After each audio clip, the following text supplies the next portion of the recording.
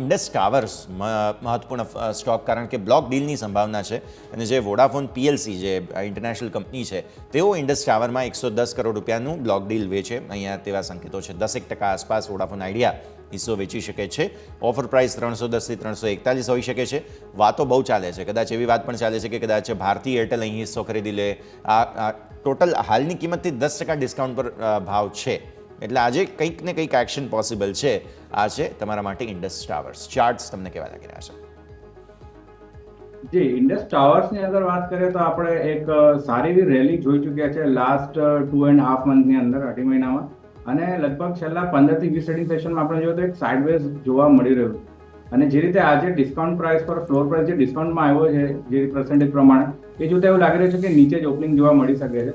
મારા હિસાબે આ કાઉન્ટરની અંદર વેઇટ કરવો જોઈએ થોડો. નીચેમાં 300ની નીચેના લેવલ્સ એકવાર જોવા મળી શકે છે.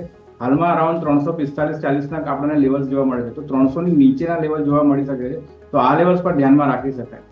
એની સામે આપણે આઈડિયાની વાત કરીએ, વોડાફોન આઈડિયામાં, તો એની અંદર આપણે વીકલી ચાર્ટ્સ બહુ સારા અહીંયા સ્ટ્રક્ચર જોવા મળી રહ્યું છે.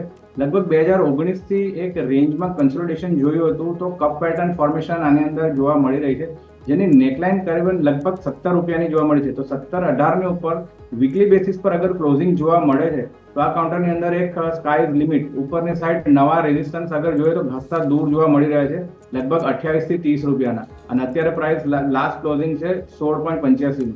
તો બંનેમાંથી કમ્પેરેટિવલી આઈડિયા વોડાફોનની વાત કરીએ તો એના બ્રેકઆઉટના આપણે વેઇટ કરી શકીએ છીએ. અને એની અંદર ઓવરઓલ મીડિયમ ટર્મનો જે વ્યૂ છે એ સ્ટ્રોંગ બુલિશ બની રહ્યો છે. ઓકે, તો વ્યૂ આ પ્રમાણે અહીંયાથી ખાસ ઇન્ડસ ટાવર્સ માટે. જુઓ, ભારતીય માર્કેટ્સ ખુલી ચૂક્યા છે. ગઈકાલના એટલીસ્ટ જે હાઈ હતા તેને તો ઉપર જ છીએ અત્યારે ફિલહાલ, એટલે ઓપનિંગને થોડું એક વખત પ્રી ઓપનિંગને સેટલ થઈ જવા દઈએ અને ત્યારબાદ આપણે વધારે ફોકસ કરીશું ઇન્ડેક્સ પર.